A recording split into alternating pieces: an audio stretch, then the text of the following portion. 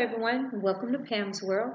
If I can get you to scroll down at the bottom and click the subscribe button, please share. I'll be coming to you guys from time to time talking about different things that's going on in the world today.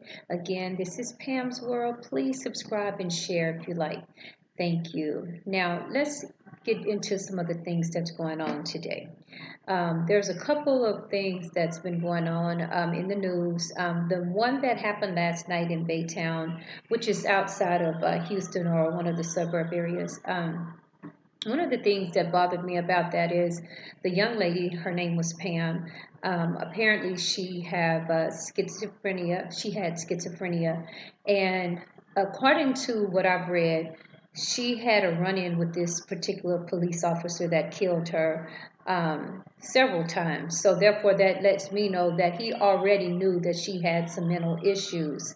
So instead of him taking this lady on by himself, what he should have done was called an MH police officer so they can go ahead and access, see what's going on with the young lady and get her the proper help. But instead, what he did was he shot her 5 times while she was on the ground. There were no weapons around, so there was really no reason for him to load 5 bullets in her. I believe she was fearing for her life, so at the last minute she said, "Hey, I'm pregnant," thinking maybe that would save her. Some people say, well, she had warrants. That doesn't warrant that police officer to shoot her 5 times. She had schizophrenia. That's still not a reason. Most people with schizophrenia hear a bunch of things going on in their head. So it's a possibility when he walked up on her, she was hearing some voices at the time.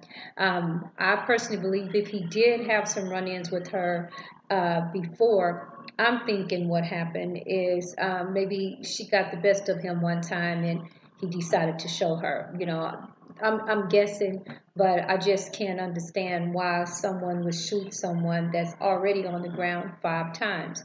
Now, I didn't see the part where they say she got his taser and she tased him. I didn't see that. Part of the reason why is because I kind of closed my eyes after hearing, the 5 shots.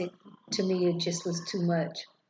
In the black community, one thing we do avoid is when we know our family members have mental issues, we just kind of like, push it off as if, oh, that person is crazy, ain't nothing wrong with her, blah, blah, blah, or nothing wrong with him.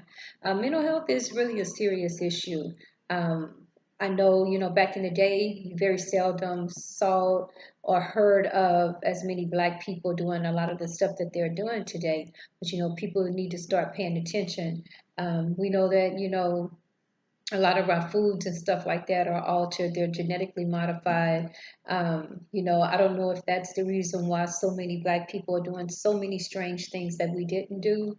But the fact of the matter is our people are suffering with some mental issues. It could be stress, just daily life, But, if you notice that someone is having some issues, we really need to stop saying black people don't have mental issues. We need to just try to address the issue and see what we can do to get our people help. It's just way too much killing going on, not only by the cops, but black on black, uh, fathers burning and killing their children, stepdads killing little innocent girls, molesting little innocent girls, mothers not caring as much for their children as they should. And the other one is the little girl whose stepdad, I believe, killed her. I don't know what he did with the body, but I honestly believe he killed her. I believe the mother know. I believe the grandmother know. I really don't know where the biological father stands in this, but what I can say is this, ladies, stop bringing these men around your children. Just because you know them for 6 months does not always mean you know them for 6 months. If you notice that your child is being sexually abused, or if they're being hit by their stepdad or even their biological father, um, my suggestion is if you wanted to stop, um, you have to do something about it. And I'm not going to tell you what to do about it, but there are some things you can do to stop a man from doing what they do to your child. Another thing is I don't know if it's because there are so many single women out there and women are just desperate. for some, but the fact of the matter is our kids are our future. They cannot be our future if stepdads are killing them or mothers are not raising them. It's okay to go without. And I realize it's easier said than done for some women. They just cannot go without a man. But you have to think about what's more important, your child's life or some random. Okay. So, I mean, this particular thing has really bothered me because just to think, now I posted some pictures today of the father with the child. Looked like he was in the hospital because I thought I saw like a visitation badge. Not 100% sure if that was the case, but the fact that that child had been beaten that bad and CPS allowed her to go back to the mother, that tells me a lot about CPS. CPS arrests those who aren't doing harm to their children, and those that are harming their children, they're not really taking, they're not really looking out for those children. They're not protecting those children. So they really need to take the protective part out because that's not what they do. They're not protecting children. I believe that that person, that caseworker that allowed, and that judge that allowed that child to go to that mother, charges need to be pressed against them too, because apparently we know they didn't do their job. Um, it's just really sad because it seems like that little 4-year-old child, um, while she was on this earth, she just had such a hard time. It's like nobody looked out for her, and that's the hurting part of it, is that that child had to endure so much abuse in the little time that she was here, and nobody, I mean, I saw someone say that the father need to be held responsible. In a sense, I believe that. I saw someone say, well, the laws don't make it so to where a father can step in. I don't know what law that is because I know from personal experience that the father can step in whenever he wants to if he have the money to go to court. And if you know that your child is being beat as a father and you do nothing, I mean, knocking at that door, dragging that dude up out of that house, if you got to stomp him until he can't see, that's what you got to do to protect your children. Now, I'm not putting a whole lot of blame on the father because I really don't know too much of the background on the father. But the fact of the matter is he did realize that the child had been beaten. And I don't know. I don't know if he did try to go to court. It's just that if you see your child in that condition, and you don't drag somebody out the house, I don't know. I would rather go to jail and beat somebody down over my child than to have what has happened to this child. Because we don't know what that little child endured. We don't know if she was alive when he did whatever it was. We just don't know. We don't know what kind of abuse that child went through. I, I I mean, I have grandchildren, so trust me, I worry about them all the time. Because there are sick people out there in the world. You cannot trust your children with random people nowadays. Now, I know that there are some biological parents that, do harm to their children, because I also saw another ad where a black man that had some mental issues, um, he locked his child in the car and watched her burn. Now, I mean, if it's, it's just really sad. I don't know how we can save these children. I don't know what we can do. I think we need to start sitting down, talking with these mothers, maybe making some type of way to where these parents can go to work, feel safe with leaving their children at daycares. Because honestly, it's just it's really a sad thing, because then again, you can take your child to daycare and stuff like that can happen. What do we do? I don't know. I know when I was growing up, my mother didn't really work that much. She did some little odds and end jobs so that she could, have her little extra change. My dad basically was the breadwinner. And the thing about that is I know times have changed. Mothers and fathers have to work.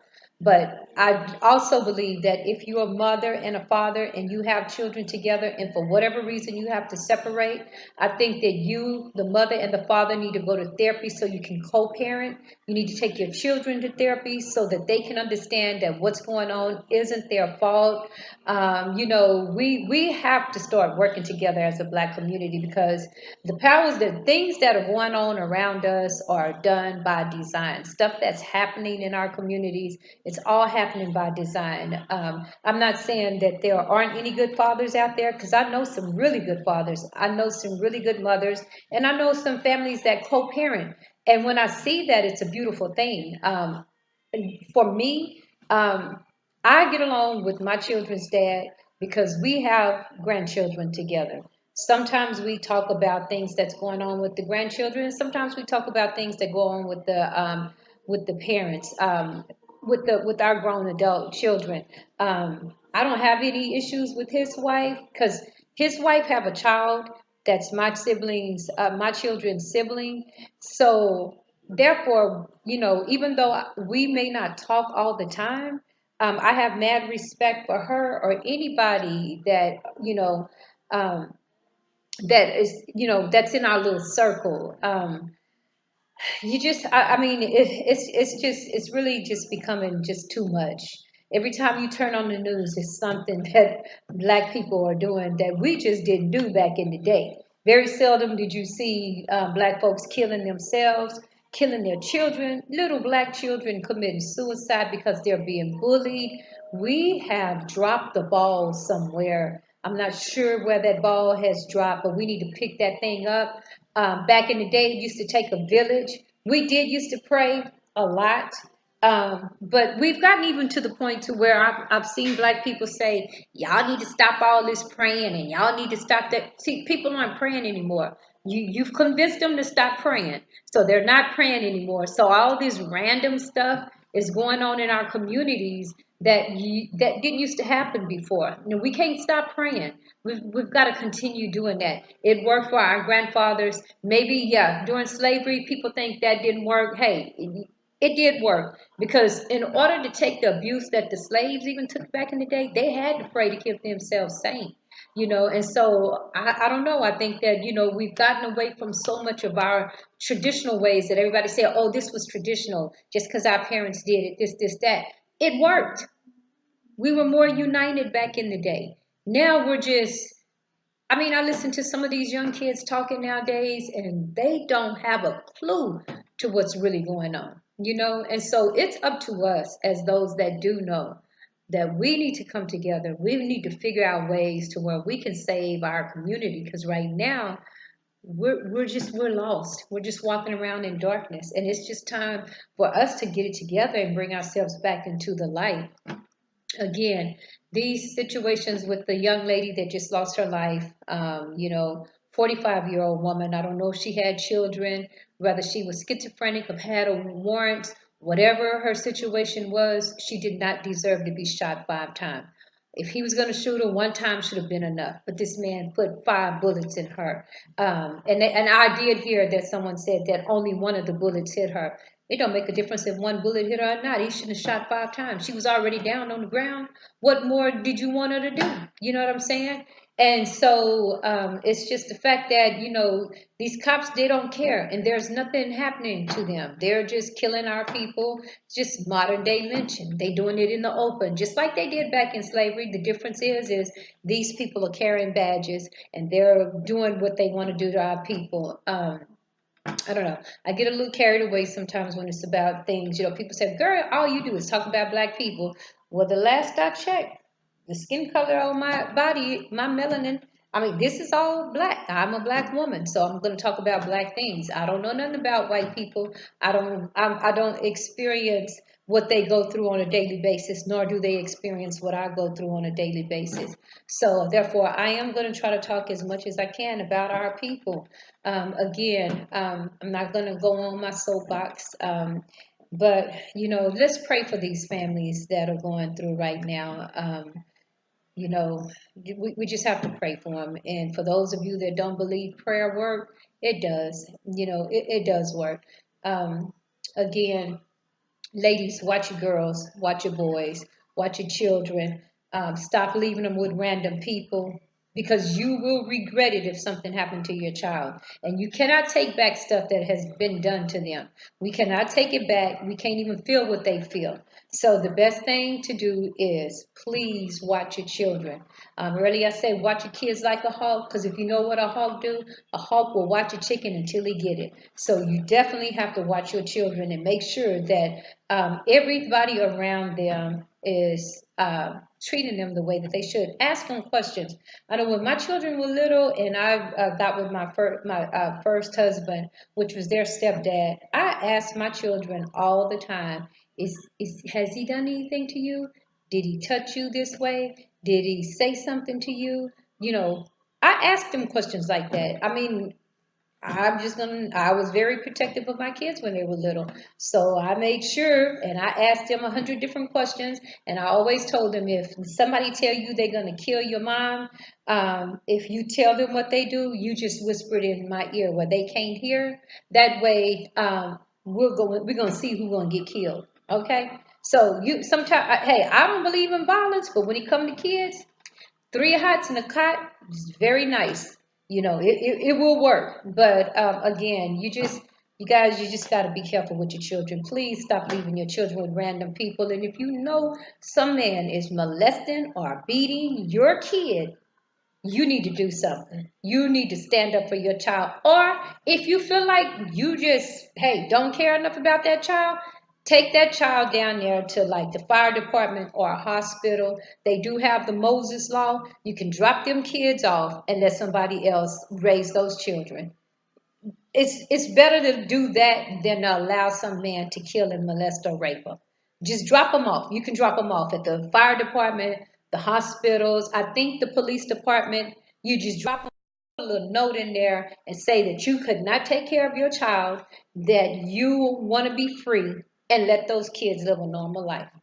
Again, if I'm not going to keep going on, but this is my first Pam's World talk. So if I can get you to subscribe, push that button at the bottom, subscribe, share. And again, thank you and good night.